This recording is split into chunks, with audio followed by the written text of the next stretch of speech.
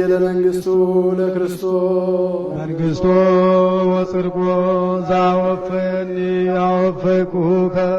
ስዑስ መቀርበት መንግሥተ ሰማያት ወመንፈስ ቅዱስ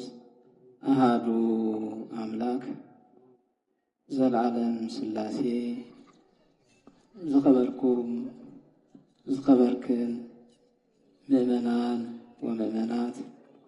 ኩላትኩም በእግዚአብሔር መንፈስ ቅዱስ ተላዓልኩም ተመሪሕኩም ናብዚ ቅዱስ ባይታ ዝመጻኹም ለሓንዶ ዒልካትኩም ለሓንዶ መጺኻትኩም ለሓንዶ ቐኒኻትኩም አሜን። እቲ ብደም ሓደ ወዱ በኢየሱስ ክርስቶስ ዝዓደገና ካብ ዘለዓለማዊ ፍርድን ኩነኔን ናፃ ዝገበረና ወረስቲ ርስቲ ሰማያዊ ክንከውን ዝመደበና አምላኽ አቦታትና እግዚአብሔር ናብዚ ሰዓት እዚ ስለ ዘብፅሐና ኣብዚ ቅዱስ ባይታ ስለ ዝኣከበና ምሕረቱ ስለ ዝበዝሐልና ክብርን ምስጋናን አምልኾን ውዳሴን ንቅዱስ ስሙ ይኹን። ወእግዚአብሔር አንስኦ እሙታን እግዚአብሔር ግና ካብ ሙታን አተንስኦ ብዝብል ርእሲ ክንመሃሃሪና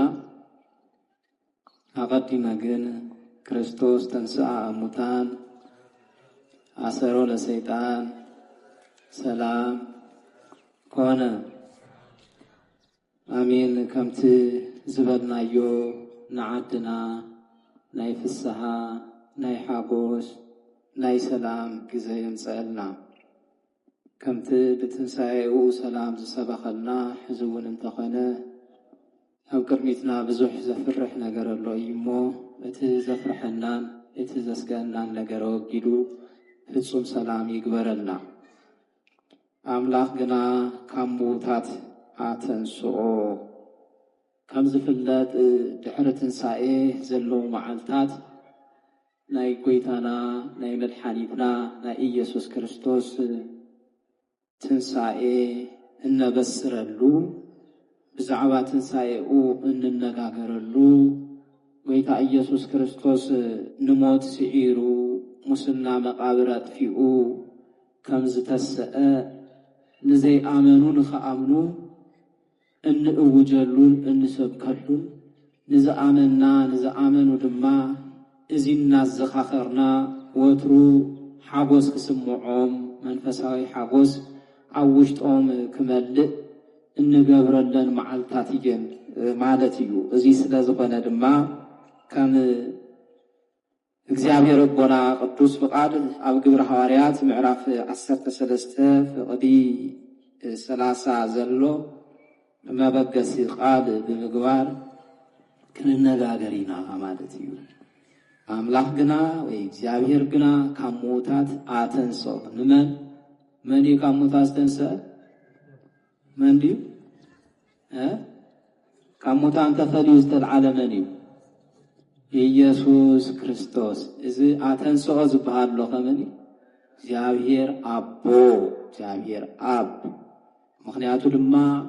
እግዚአብሔር አቦ ምእንቲ ፍቅሪ ዓለም ምእንቲ ፍቅሪ ደቂ ሰባት ነቲ ሓደ ወዱ ነቲ ሰዓባ ይኮነ ዝቅድሞ ዘይብሉ ብሕታዊ ወዱ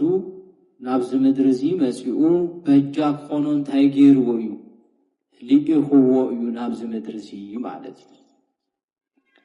ስለዚ እዚ ስለ ዝኾነ ቅድሚ ጎይታ ኢየሱስ ክርስቶስ ዝነበሩ ሰባት ኩሎም እንትሞቱ ንሙስና መቃብር አጥፊኦም ንሞት ስዒሮም ክትስኡሉ ዝኽእሉ ሓይሊ ኣይነበረን። ንምንታይ? ሓጢአተኛታት ስለ ዝኾኑ። ንምንታይ? ኣብ ትሕቲ እቲ ብሰንኪ አዳም ወሪዱ ዝነበረ መርገም ኣብ ትሕቲ ቁፅፅር ስለ ዝኾኑ ኣብ ትሕቲ እቲ መርገም ስለ ዝኾኑ ንሞት ከሸንፉን ክስዕሩን ንሙስና መቃብር ከጥፍኡን አይኸአሉ ጎይታ ኢየሱስ ክርስቶስ ግን ዋላ ፍጹም ሰብ ተኾነ ፍጹም ሰብ ጥራሕ ስለዘይኾነ ሰብ ዝኾነ አምላኽ ስለዝኾነ ሰብ እንትኸውን ድማ ካብ ኃጢአት ወፃይ ካብ በደል ወፃይ ከማና ሰብ ኮይኑ እዩ ካብኖና ካብ ቅድስተ ቅዱሳን ካብ ድንግል ማርያም ስጋ ተዋሂዱ እዩ እዚ ክኸውን ከሎ ግን ኃጢአት ዝበሃል ነገር አይበጽሑን አይተንከፎን بزيك حاتيات كاب حاتيات وصاي كمانا سب كونه እዩ ዝብል መጽሐፍ ንምንታይ እስካብ ክርስቶስ ዝነበሩ ሰባት ኃጢአተኛታት ስለዝነበሩ ነቲ ሞት ክስዕርዎ ይኽአሉ ሞት የሸንፎም ዳአምበር ንሞት የሸንፍዎ ነይሩ መቃብር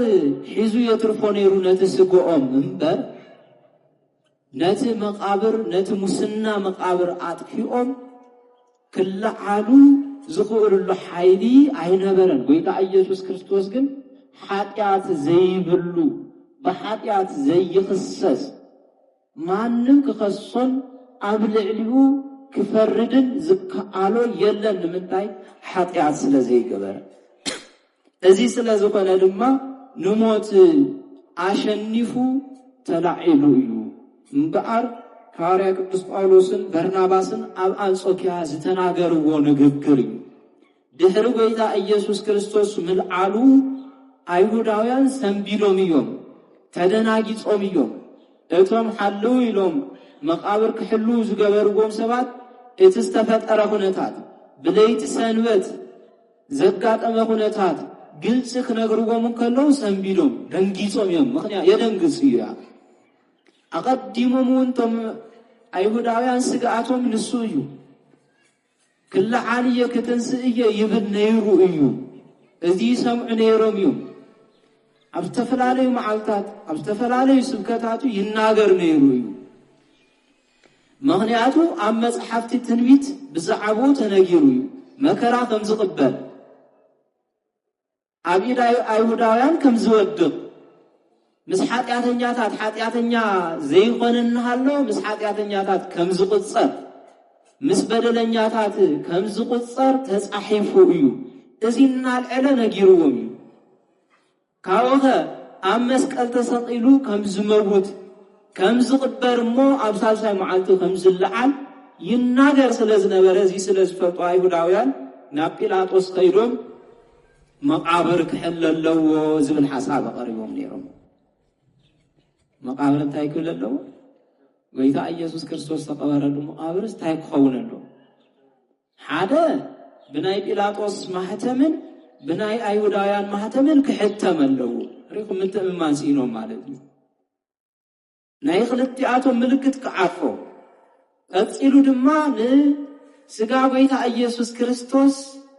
ከይስረቅ እዮም ዝብሉ ንሳቶም ግን ስጋቶም ከይስረቅ እንታይ ሆነስ ከይልዓሊ ግን ንሳቶም ጋዕክትዎ ዝከአለ ይሆነ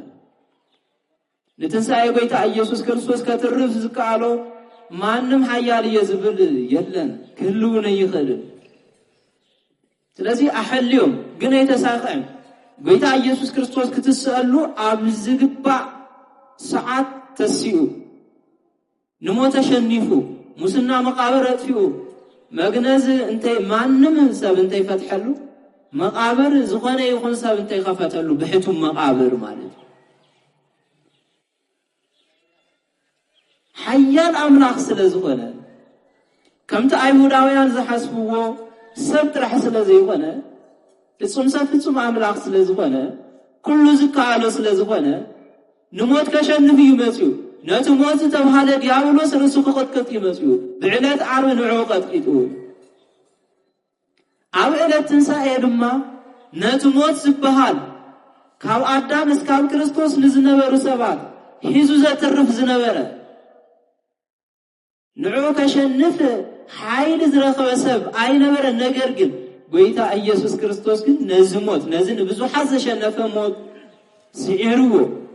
جابير تمسكنه هون عشان نفوه መቃብር ሒዙ ከትርፎ ይከኣለን ተላዒሉ ዓብይ ብርሃን ኮይኑ መላእክት ካብ ሰማይ ወሪዶም እቲ መቃብር ጥሩሕ ምዃኑ ክፍለጥ ስለ ዘለዎ መላእክት ነቲ እምኒ ገልቢጦሞ እዚ ክኸውን ከሎ እቶም ሓለውቲ መቃብር ደቂሶም ነይሮም። ማቴዎስ 28 እንተንቢብና ትሕዚ ነንብቦ ዝነበርና ማለት እዩ። ስለዚ እዚኣቶም ሓለውቲ ስለ ዝኾኑ እቲ ዘጋጠመ ነገር እቲ ዝተፈጠረ ኩነታት ነቶም ዝሐለው መቃብር ሓልው ኢሎም ዝቆፀርዎም ሰባት ከፍልጡ ስለ ዘለዎም ከይዶም እቲ ዝተፈጠረ ኩነታት ነጊሮሞ ከምዚ ዝበሎ ተስዩ የለን ከምዚ ዝበሎ ኩነታት ተፈጢሩሎ ኢሎም ምስ ነገርዎም ደንጊሶም ዋ እዚማ ኣብ ማንም ሰብ ክስማዕ የብሉን ተላዒሉ እዩ ዝበሃል ነገር ማንም ክሰምዖ ኣይግባእን እንታይ ደኣ ንስኻትኩም ክትብልዎ ዘለኩም ነገር ክንነግረኩም ኢና እንታይ ይበሉ እቶም ደቀ መዛሙርቱ መፂኦም ንሕና ደቂስና እንተለና ብለይቲ መፂኦም እንታይ ገይሮም ወበሉ ወሰድዎ በሉ ነዚ ስራሕኩም ድማ ብዙሕ ዋጋ ክንህበኩም ኢና ንብዙሕ ዘመናት ከንብር ዝኽእል ወርቅን ብርን ክንህበኩም ኢና ምንም ስግኣት እንታይ ሓደረኩም ክትነብሩ ክንገብር ኢና ምክንያቱ ንሳቶም ገበርትን ሓደግትን ስለ ዝኾኑ ማለት ገንዘብ ዘየታልሎ ሰብ ኣይህሉን መቸም ይህሉ ዶ ይኸው ገንዘብ ዘየታልሎ ሰብ እንተሎ ንሱ ብፁዕ እዩ ንሱ ዝተቀደሰ እዩ ንሱ ዝተኸበረ እዩ ዞም ሰባት እዚኣቶም ተሓቂ ክናገሩ ይግባእ ነይሩ እሳቶም ስለ ዘይተናገሩ ዝሕባእ ነገር የለን ክንደይ ሰብ ሆኑ እዩ ንሓቂ ብገንዘብ ክደፍን ዝፅዕር ክንደይ ሰብ እዩ ንሓቂ ክዕንፅፃ ዝደሊ ሓቅን ተወፅዩ ሓቅን ተተነጊሩ ከምዚ ክኸውን ስለ ዝኾንኩ ሓሰት ተናገሩለይ እናበለ በቲ ዘጥረዮ ገንዘብ ንሰባት ዝዕድግን ዝድልልን ብዙሕ ሰብ እዩ እሞ ክርስቲያን ተባሂሉ ብዙሕ ሰብ እኮ ኣሎ ሓሶት ክናገረሉ ሓሶት ክምስክረሉ ነቲ ሓቂ ከዳፍነሉ እዞም ኣይሁዳውያን ከምኡ እዮም ገይሮም እቲኣቶም ቶም ሓለወት እውን ተቐቢሎም እዚ መፅሓፍ ወንጌል ማቴዎስ እስካብ ዝፅሓፍ እዚ ኣብ ኣይሁዳውያን ጎይታ ኢየሱስ ክርስቶስ ከምዚ ተሰረቀ እምበር ከምዚ ተሰረቀ ኣይፍለጥን ነይሩ ማለት ከኣምኑ ስለ ዘይደለዩ ማለት እኮ ትንሣኤ ጎይታ ኢየሱስ 8 ዓመት ማለት ብዙሓት ኣህጉራት ወይ ብዙሓት ዓድታት ተሰቢኾምስ ብወንጌል ኣሚኖም ኣለዉ ማለት እኮ ወንጌል ብዝተወሰነ መልክዑ ተስፋሕፊሑ እዩ ኣብቲ ከባቢ ዋላ እንተኾነ ማለት እዩ እንተኾነ እውን ግን ጎይታ ኢየሱስ ክርስቶስ ካብ ሞታት ተስኡ ዘይኮነ ዝበሃልስ ደቀ መዛሙርቱ መፂኦም ወሲዶሞ ግን ከምኡ ድዩ ኣይኮነ ኣምላኽ ካብ ሞታት ፈልዩ ኣተስይዎ ምክንያቱ ኣብ መዝሙረ ዳዊት እስመ ኢተሃድጋ ውስተ ሲኦል ለነፍስየ ተባሂሉ ተጻሒፉ ንስጋይ ንነፍሰይ ኣብ ሲኦል ኣይተሓድጋን ኣብ መቃብር ኣይተሓድጋን ታይዳ ተተሰዓይኻ ማለት እግዚአብሔር ተስይዎ እዩ ከምዚ ኮይኑ እናሃለወ ኣብ ዝተፈላለዩ ቦታታት ግን ሱሕት ዝኾነ ዜና ወይ ሱሕት ዝኾነ ዘይተረጋገፀ ወይ ካብቲ ዝተረጋገፀ ወፃ ዝኾነ ነገር ዝሓዙ ሰባት ነይሮም እዩ ግን ከምኡ ይኮነ ነተን እንስቲ መላእክቲ ነጊሮሞን እነ ማርያም መግደላዊት ዝሓዘ እንስቲ መላለሳ ነይረን ኣብቲ መቃብር ቦታ ዝተረኸቡ መላእክቲ ነጊሮሞን ኣብዚ የለን ነቲ ያው ዝኾነ ምስ ሙታተይ ተኣልሽኦ ነቲ ተሰቕለ ነቲ መስዋዕቲ ኮይኑ ዝቐረበ ዝሞተ ኢየሱስ ክርስቶስ ከምቲ ደልያ ዘለኽን ፈለጥ እየ ንሱ ሕያው እምበር ሙቶ ይኮነን ስለዚ ተስዩ ከምቲ ዝተናገሮ ነቶም ሐዋርያት ክንገራኦም ኣበስራኦም ከምቲ ዝበለኩም ኣብ ገሊላ ናብ ገሊላ ሓለፉ ኣብ ክትርኢኑ ኢኹም ኣብ ክንራኸብ ኢና በላ ተባሂሉ እዚህ የምስራች ክነግራ ተነጊሩውን ንባዓልተን የምስራች ሰሚዕን ዓብይ ድንጋጸ ደንጊጸን ድንጋጸ ጥራሕ እንተ ይኾነስ ሓጎስ እውን ተሓጒሰን ንምንታይ እተ መስቀል ተሰቂሉ ዝሞተ ጎይታ ኢየሱስ ክርስቶስ ሞይቱ ስለዘይተረፈ ንሞተ ሸኒፉ ንሞሲዕሩ ስለዝተስአ ከምዝ ተልዓለ ስለዝተነገረን እዚ ጥራሕ እንተ ይኾነስ ናብ ገሊላ ክቅድመኩም እዩ ናብኡ ሕለፉን ስለዝበለ ክሪኦ ምዃነን ምስ ፈለጣ ተሓጒሰን እቲ ምስራች ክሰምዓ ከለዋ ከዓ ደንጊፀን ከይደን ድማ ንሃዋርያት ነጊረንኦም ማለት እዩ ብድሕሪኡ ሃዋርያት ነዚ ነገር እዚ ንዓለም ከዘንትዩለዎም ካብቲ ዘለውዎ ከባቢ ጀሚሮም እዚ ነገር እዚ ክሰብኩን ከምህሩን ከስፋሕኩን ኣለዎም ንምንታይ ጎይታ ኢየሱስ ክርስቶስ ናብዛ ዓለም እዚ ዝመፀ ንድሕነት ሰባት እዩ ዓለም ክትድሕን እንተኮይና ወዲ ሰብ ክድሕን እንተኮይኑ ካብ ኃጢአት ባርነት ናፃ ክወፅእ እንተኮይኑ ካብ ዘለዓለማዊ ኩነኔት ከምልጥ እንተኮይኑሲ ብወዲ እግዚአብሔር በኢየሱስ ክርስቶስ ወልደ ማርያም በኢየሱስ ክርስቶስ ከአምን ግድን ስለዝኾነ ንሱ ክስበኾ ግድን ስለዝኾነ ምእንተ ዓለም ዝሓመሙ ሕማም ምእንተ ዓለም ዝተቐበሎ መከራ ኣብ መስቀል ዝረኸቦ ስቃይ ዓለም ክትሰምዕ ኣለዋ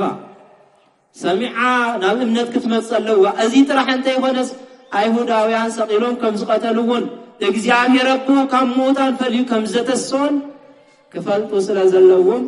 ሐዋርያት ዘይሮም አሚሮም ካብቶም ዘመሩ ሐዋርያት ድማ ጳውሎስን በርናባስን እዮም ኣብ አንጾኪያ ተረኺቦም ካብ ዝተናገሩ ንግግር እቶም ኣብ ኢየሩሳሌም ዝነበሩን ኣሕልቆምን ግናን ኢየሱስ ኣይፈለጥዎን እቶም ኣብ ኢየሩሳሌም ዝነበሩ ሰባትን ኣሕልቆምን ማለት እቶም ካህናቶም እቶም ኣብ ቤት መቅደስ ናይ ኦሪት ዘገልግሉ ሰባት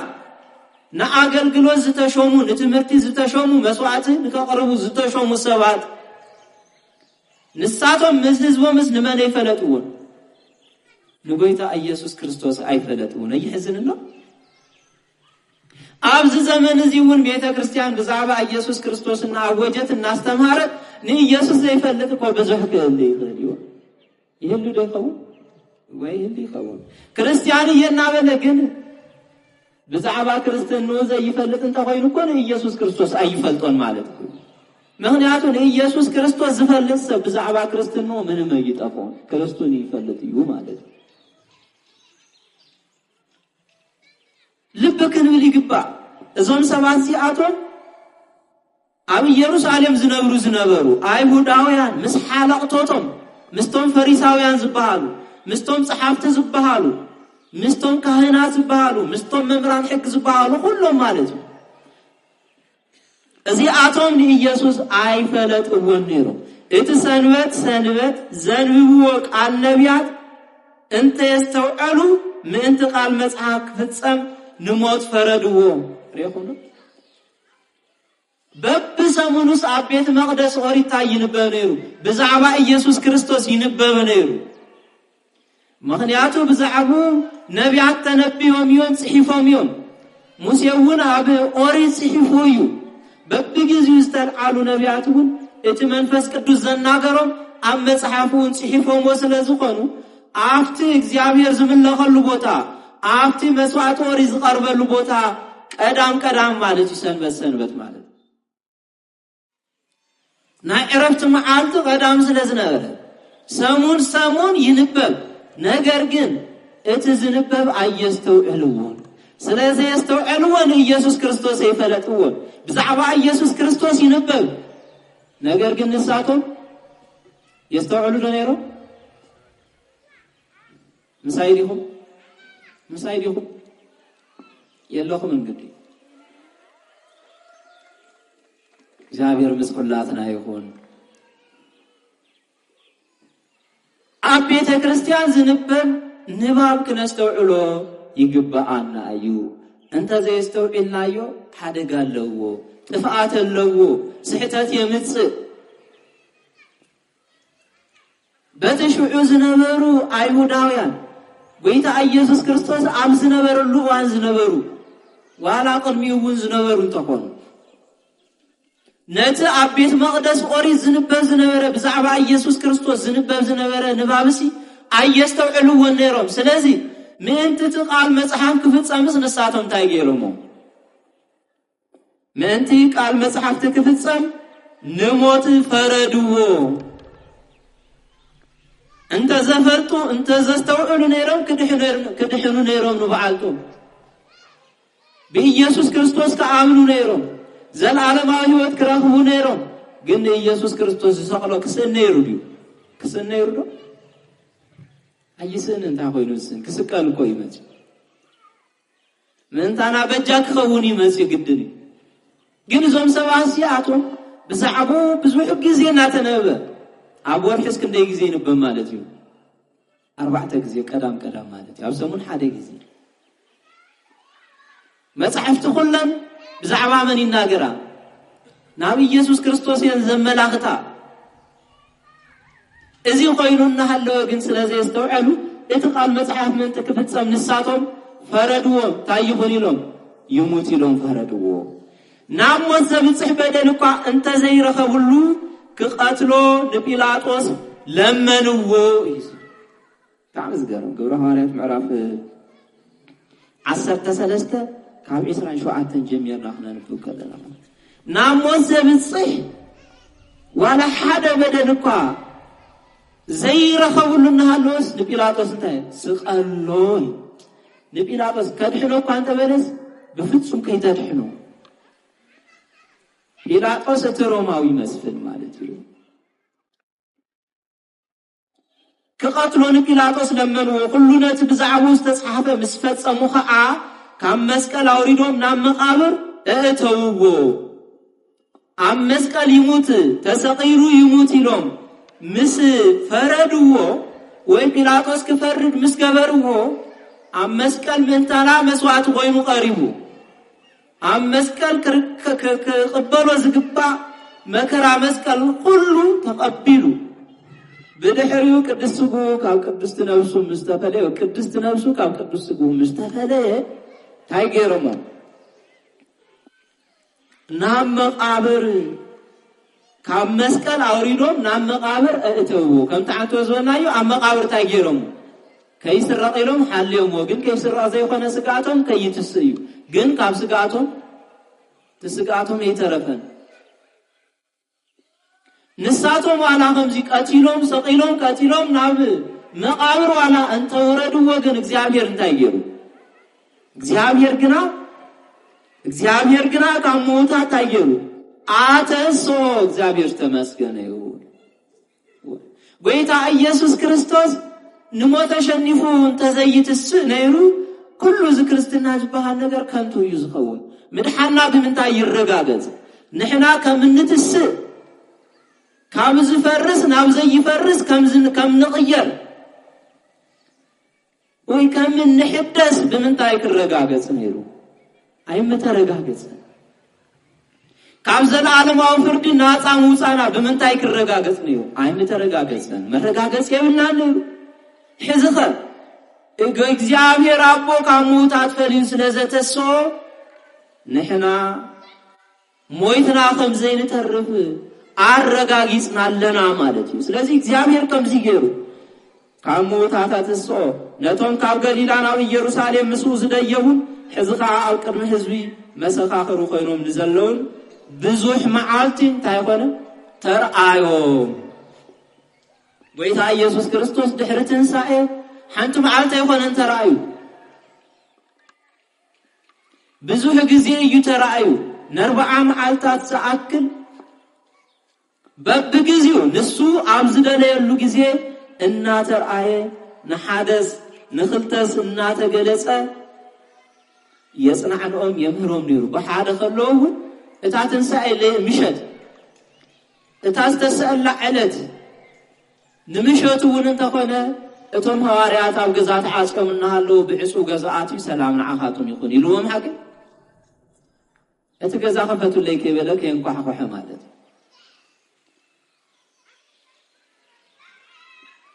ሐዋርያት እስከ አዝድንግጹ እስከ አዝፈርሁ ምክንያቱ መንፈስ መሲሉ ከምዘ ይኾነ ግን አረጋግጹሉ ሐዋርያት መሰኻኽር ከሆኑዎ ሐዋርያት ዝተረጋገጸ ነገር ከምሩ ስለዝግባ ከውጁ ስለዝግባ ከሰብኩ ስለዝግባ ወይታ ኢየሱስ ክርስቶስ ካሞት ተፈሪ ምስተሰ ናፍት ዘለው ወኸይዱ ሰላም አኻቱም ይሉ ተራእዩም እዚ ጥራህ እንታይ ኾነ ካብቶም 10 ሓደ ሐዋርያት ቶማስ ተባሃለ ሰብ በዘይ ምንዋሩን እቶም ሐዋርያት ወይታ ኢየሱስ ክርስቶስ ከም ዝተሰቀዋል አንተ ነገሩ እንታይ ይሉን እሱ ግን አነ እንተ ይረእሁ ጎኑ እትብችን ካርተቸንከረ ኢዱ እግሩ እንተ ይዳሰስኩሲ ከምዝተሰ አይ አምንን ንስኻትኩም ተንሲዩ ስለዝበልኩምኒ እንታይ ኾነን ይሉ አይ አምንን ቋኸሙ በደረ አይ አምንን ኩሎም ከም ዝነግርዎ ዘሎ በሓደ ኮይኖም መስዩ ነይሩ ጌታ ኢየሱስ ክርስቶስ ተነንስቱ ነገረናና ንስውን ምሸቱ መስዩ ሰላም ንአኻቱም ይኹን ይሉና አይግሎም ቆዮም ዝነግርዎ ግን እንታይ ይሉን እሱ ወንጌል ዮሐንስ ምዕራፍ 20 ካፍ 24 ካፍ 19 ጀምርና እንተንቢውና ንረኽቦ ኢና አይ አምንን አነ ከአምንን ተኾይነስ እትስተወቀ ጎኑ እትስተቸንከረ ኢዱን እግሩን ሪኤ ዳህሲሰ የከአምን ይሉ አፍታ ቀጽላ ዘላሰን በሰሙና ከአጎይታ ኢየሱስ ክርስቶስ ናአቶ መጽ ዓለም ታያ ትብል በዝበዝ ሐቀይ ዝበዝሑ እኮ አሚኖም ይው ዝበዝሑ ሪኦሞ እዮም ንጎይታ ኢየሱስ ክርስቶስ ሐቀይ ቶማስ ሓደ እዩ እንታይ ከየምጻ ይበለን ጎይታ ኢየሱስ ክርስቶስ ነዝ ጥርጥር እዚ ናብ እምነት ከቀይሮ ስለዝግባ ምናልባት እዚ ጥርጥር እዚ ብዘለውን ተቀጽሉ ነቶም ካልኦት ሐዋርያቱን ክመላሎም ይኽእል እዩ ጥርጣሬ በአጉ እንተ ዘይተወጊዱ እንተ ዘይተአልዩ ካውሽጥና ሆጽ እንተ ዘይኽይሉ ንኻልኦቱን ክልክም ይኽእል አውሽጥናውን እናተፈ ይኸይድሞ ናብ ክሕደት ከብለና ይኽእል እዩ ስለዚህ ጌታ ኢየሱስ ክርስቶስ ቶማስ ዘለሉ መጽዩ መነብ ዘለሉ መጽዩ ሓደ ሰብ ይሉስ አይና ዓቆን ማለት እዩ ሰባት ክንዕቆና ይኽእሉ እዮም ሓደ ሰብ ቆዩ እንታይ ዝኾነ ሕቶ ክንሓትት ከለና ማለት ዘይተረዳእና ነገር ንኽርዳእና ክንሓትት ከለና ንኻምንስ እስከረዱኒ እስከም ዝግበሩለይ ክንብል ከለና እቶም ዝበዝሑን ተተቀቢሎሞ እቶም ዝበዝሑን ተአሚኖም እሱማ ሓደ ዳሆነ ክብል ይኽእል እዩ ሰብ ከምኡ ክንብል ንኽእል ኢና ጌታ ኢየሱስ ክርስቶስ ግን ከምኡ አይበለን ነቲ ጥርጣሩ ናብ እምነት ከምጸሉ መጽዩ ንሰብ ዘለዎ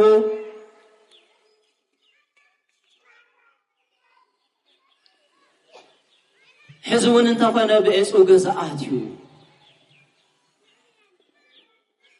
ብዕፁ ገዛኣትዩ ቶማስ ዝተጠራጠሮ ጥርጥር ልክዕ ከም ዘይኾነ ከረጋግጸሉ ስለዝደለየ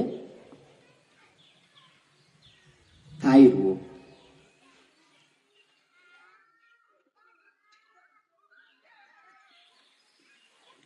አጻብዕትኻ እትዝበሎ ባዕሉ ዝበሎ እዩ ቶማስ ታአዩድ ነይሩ እስተወቆ ጎኑን ተዘይርኤ አጻብዕቱን እጋሩን ተዘይዳህሲሰሲ እትችንካሩን ተዘይርኤ እዩ አይአምን እንዲሉ ታይሉ ወደ ሐራይ አጻብዕትኻ ናብዚ አምጽእ አእዳወይ ረአ ኢድካ ናብዚ አምጽእ እሞ ናብ ጎነይ ሰዲድካ ታይግበሮ እትዎ ካምን ማለት እዩ ታዩደልዩ ቶማስ ታዩደልዩ ነይሩ ተቸንከረ ኢዱን እግሩን ሪዩ ጎኑ ዳህሲሱ ከአምን ካብዚ ወፃን ተኾይኑ ግን እዚ እንተዘይርአ ግን ኣይኣምንን ዝብል ሓሳብ ይልሉ። ስለዚ ቶማስ ይብሉ በል ንዓርአ እዳዊ ረእዩም እጋሬ ረእዩም ኣጻብዕትኻ ድማ ናብ ጎነይ እንታይ ግበር ናፍቲ ዝተወግአ ማለት እዩ። ናፍቲ ዝተወግአ ካብኡ እንታይ ኢሉ ናብ ጎነይ ሰዲድካ ኣትዎ ኣማን እምበር ዘይኣማኒ ኣይትኹን፣ ኣማን እምበር ተጠራጣሪ ኣይትኹን። ብዙሓት ሰባት ዝኾነ ነገር ክንገሮም ከሎ ተዘይርአ ኣይኣምንን። መንፈሳዊ ነገር ከመይ ይበሃል? ሳይንሳዊ ነገር ክበሃል ይኽእል ይኸውን፣ ዓለማዊ ነገር ክበሃል ይኽእል ይኸውን ምናልባት። መንፈሳዊ ነገር ግን እንተዘይርአ ኣይኣምንን ዝበሃል ነገር ኣይህሉን። ነቲ ዘይረአ ብእምነት ኢኻ ትሪኦ፣ ብእምነት ኢኻ ተረጋግጾ። ስለዚህ እንታይ ኢሉ ኣማን እምበር ዘይኣማኒ ኣይትኹን። ምስ በሎ ቶማስ እንታይ ኢሉ ጌታዬን ኣምላኸይ እግዚእየ ወኣምላኪ ርኡ ማለት እዩ፣ ኣረጋጊጹ ማለት እዩ። ርኢኹም ዶ ናትና ወንጌል እዚ እዩ፣ መጽሓፍ ቅዱስ ዘምህረና እዚ እዩ። ዝተዳህሰሰ ዝተረኣየ ብዕንትና ዝረአናዮ በጻብዕትና ዝዳህሰስናዮ ኢሉ ሐዋርያ ዮሐንስ ከም ዝተናገረ መልእክቱ ማለት እዩ። ቀዳማይ መልእክቱ ዓይንትና ዝረአዮ እዳውና ዝዳህሰሰኦ እቲ ሕይወት ዝኾነ ኣምላኽ ኢየሱስ ክርስቶስ እቲ ኣይሁዳውያን ዝሰቐልዎ ዝቐበርዎ ኣምላኽ ግና ካብ ሙታት ፈልዩ ዘተስኦ እሞ ኣነ ንስኻቱ ምን ብኽንደይ ነገር ኢና ንጠራጠር፣ ብኽንደይ ነገር ኢና ዘይኣመንቲ ንኸውን። ዘጠራጥረና ነገር ክህሊ ኣይግባእን፣ ክንኣምን እዩ ዝግባእ። ብዙሕ ሰብ ኣብዚ ዓለም እዚ ጌታ ኢየሱስ ክርስቶስ ካብ ዝለዓል ጀሚሩ ካብ ዝውለድ ጀሚሩ ወይ ኣብዚ ዓለም እዚ ካብ ዝመጽእ ጀሚሩ ብኡ እናተጠራጠረ ብኡ እናተሰናኸለ ዝነብር ሰብ ብዙሕ እዩ። ብክልተ ነገራት ማለት እዩ። ፍጹም ሰብ ፍጹም ኣምላኽ ከም ምዃኑ ክዓምና ተገበ። ገሊኡ ኣምላኽነቱ ይቕበል፣ ገሊኡ ሰብነቱ ይቕበል። ንኣብነት ኣይሁዳውያን ወደ ማርያም ምዃኑ ይኣምኑ ዶ ይኣምኑ? ይኣምኑ ዶ? ኣይኣምኑ እንዲዮም። ኢየሱስ ክርስቶስ ወዲ ማርያም ምዃኑ ኣይጠራጠሩን እኮ ይኣምኑ እዮም እኮ። እንደውም ወጡር ዝብልዎ ነገር እዚ ወዲ ማርያም እንዲዩ እዮም ዝብልዎ። ናታቶም ጌጋ እንታይ እዩ? ኣምላኽነቱ ዘይምቕባሉ ምድራዊ ኣቦ ከም ዘለዎ ገይሮም ምውሳዶም። ኣቦ እግዚአብሔር ኣቦ ኮይኑ እናሃለወ ዮሴፍ ኣቦ እዩ ኢሎም ምእማኖም ዓብይ ጌጋ ንሱ ኣይጠቐሙን። ወዲ ማርያም ምዃኑ ጥራሕ ምቕባል ትርጉመ ይህልዎን። ወልዳ ወልደ ማርያም ፍጹም ሰብ ፍጹም ኣምላኽ ኢልካ ምቕባል ግድን እዩ ከምኡ ስለ ዝኾነ ዓለም ክድሕ እንተኾይና ከምዚ ኢላ ክትቕበል ኣለዋ ንጎይታ ኢየሱስ ክርስቶስ። ግን ከምኡ ኢሎም ዝተቐበሉ እቶም ውሑዳት እዮም። ገሊኦም ብምፍላጥ ገሊኦም ብዘይምፍላጥ ኣብ ጥርጥር ዝነብሩ፣ ገሊኦም ኣምላኽነቱ ይጠራጠሩ፣ ገሊኦም ሰብነቱ ይጠራጠሩ። ኣብ ክልቲኡ ምንም ጥርጥር ክህልወና ይግባእን። ጌታ ኢየሱስ ክርስቶስ ቅድመ ዓለም ካብ እግዚአብሔር ኣቦ ብዘይ እኖ ከምዚ ተወለደ። ድሕሪ ዓለም ድማ ካብ እኖና ካብ ቅድስተ ቅዱሳን ካብ ድንግል ማርያም ብዘይ ምድራዊ ኣቦ ካብኣ ጥራሕ ንድሕነት ዓለም ስጋ ተዋሂዱ ከምዚ ተወለደ ፍጹም ክንኣምን ይግባእ። ነዚዩ ቶማስ ንጎይታ ምስ ረአየ ጌታዬን ኣምላኸይን ኢሉ። ኣምላኸይ ጥራሕ ኣይበለን ወይ ጌታዬ ጥራሕ ኣይበለን። ኣምላኽ ስለ ዝኾነ ኣምላኸይ ኢሉ፣ ሰብ ስለ ዝኾነ ጌታዬ ኢሉ። ጌታ ኢየሱስ ክርስቶስ ካብ ቅድስቲ ድንግል ማርያም ካብ ዝውለድ ጀሚሩ እስካዕ ዘለዓለም ፍጹም ሰብ ፍጹም ኣምላኽ ኮይኑ ይነብር።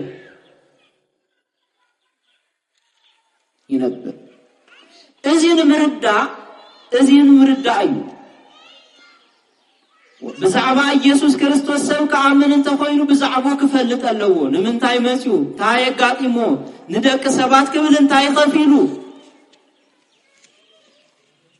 አብ መስቀል ተሰቂሉ ሞይቱ ምስተቀበረ ብድሕሪውኸ ከመይ ገይሩ ንሞታን ንሞት ከመይ ገይሩ ሲዕሩ ከመይ ገይሩ አሸኒፍዎ ዝብል ነገር ክፈልጡ ስለዝግብኦም ሐዋርያ ቅዱስ ጳውሎስን በርናባስን ናይ አንጾኪያ ሰባት እዚ ነገር ነጊሮም ካብዚ ንመሃሮ ነገር ኣብ ቤተ ክርስቲያን ዝንገር ነገር ሕድሕዱ ክነስተውዕሎ ይግባአና እዩ ቤተ ክርስቲያን ብዛዕባ ጌታ ኢየሱስ ክርስቶስ እንታይ ያተምህረና መዓልታዊ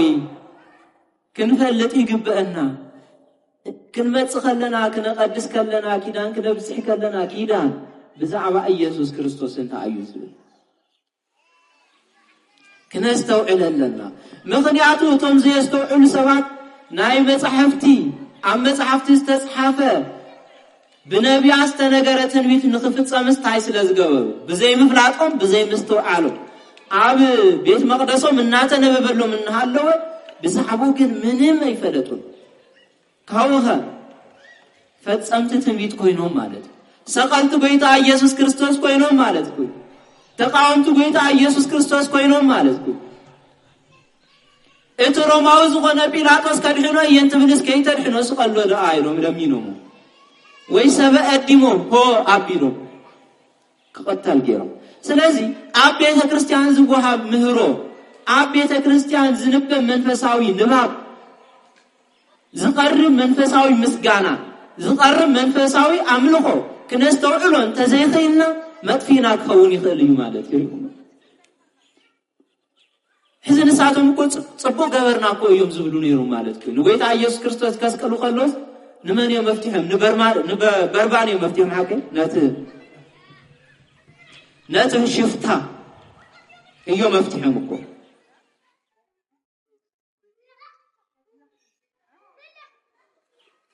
ነቲ ሽፍታ ፍትሖምስ ነቲ ንጹህ ክስቀል ገይሮ ሕዝን ሰዓቶም ንእግዚአብሔር ቀኒና ኢና ንርእሱ ምስ እግዚአብሔር ስለዘወዳደረ ኢና ከምዚ ጌርና ስለዚ ትክክለኛ ፍርዲና ፈሪድና እዮም እኮ ዝብሉ ነይሩ ማለት እኮ ይሪኩና ግን ትክክል ነው ነይሩ ትክክል ነይሩ እዚ ዘስዐሞዝ እዚ ዘምጾታዩ ዘይምስትውዓል ስለዚ ክነስተውዕለለና መጽሐፍ ቅዱስ ክነንብብ ከለና ክንጽልይ ከለና ክነመስግን ከለና ክንማር ከለና ክነመቀድስ ከለና ክነምልኽ ከለናስ እንገብሮ ኣብ ቤተ ክርስቲያን ዝግበር ኣብ ቤተ ክርስቲያን ዝፍጸም ኩሉ ብምስትውዓል ክኸውን ይግባእ ማለት እዩ ሐዋርያ ቅዱስ ጴጥሮስ እውን እንተኾነ ኣብ ግብረ ሐዋርያት ምዕራፍ 2 ወዲ 23 ታዩ ከምቲ ምዱ ምክር እግዚአብሔርን ዘለዓለማዊ ፍልጠቱን ንዝተወፈ ኢየሱስ ቢድ ኃጢአተኛታት ሰቀልኩምዎን ቀተልኩምዎን ሰብ ስለዝመደበ ሰብ ስለዝደለየ የሆነን ጌታ ኢየሱስ ክርስቶስ ተሰቀለ መን ስለዝመደበ እቲ መደብን እቲ ምኽርን እቲ ትምን ናይ እግዚአብሔር ስለዝኾነ በቲ ከምቲ ምዱ ምክር እግዚአብሔር ዘለዓለማዊ ፍልጠቱን ንዝተወፈ ኢየሱስ ቢድ ኃጢአተኛታት ሰቀልኩምዎን ቀተልኩምዎን ሞት ሒዙ ከጽንዖ ስለዘይኸኣለ ከዓ እግዚአብሔር መእሰሪ ሞት ፈቲሑ አተስኦ እግዚአብሔር ተመስገነ ይሁን ሞት ሒዙ አጽንዑ ከትርፎ ስለዘይኻለ እንታይ ገይሩ እግዚአብሔር ከሞት አንፈልዩ አተስይሁ ጌታ ኢየሱስ ክርስቶስ ንሞት ስለዘሸነፈ ሞት ንዓና ክስዕረና ደይኽእል ክስዕረና ይኽእል أو قدما يقولونتوس معرف 15 فقد 55 انتايز موت كشنفنا أيهئلن نعنا بمقرام ሐዋርያ ቅዱስ ጳውሎስ ንሞት ይሓተው ሞት ትመውገኢ ኻዳ አበ እዩ ሲኦል ኸእት ዓወትካ አበ እዩ ቅድሚ ክርስቶስ ኣብ ዝነበሩ ሰባት ይዕወት ስለዝነበረ ሞት ወጊኡ አሲሩ ይሕዞም ስለዝነበረ ጌታ ኢየሱስ ክርስቶስ ግን ነዚ በታቲኹ አጥፊኡ ንሞስዒኡ ሙስና መቃብር ነጥፊኡ ተላዒሉ መን የተሲዎ እግዚአብሔር አቦ ወይ አምላክ ካሙታት አተሶ ናትና ህይወት ክረጋገጽ ናትና ትንሣኤ ክረጋገጽ እግዚአብሔር አቦ ንወዱን ኢየሱስ ክርስቶስ ካሙታን ፈልዩ አተሲዎ እዚህ ንዝገበረ ጌታ ሰራዊት እግዚአብሔር ክብር ምስጋና ይስሐዮ ወስብሐት ለእግዚአብሔር። ወንጌለ መንግሥቱ ለክርስቶስ መንግሥቶ ወጽድቆ ዘአወፈየኒ አወፈይኩከ ስዑ እስመ ቀርበት መንግሥተ ሰማያት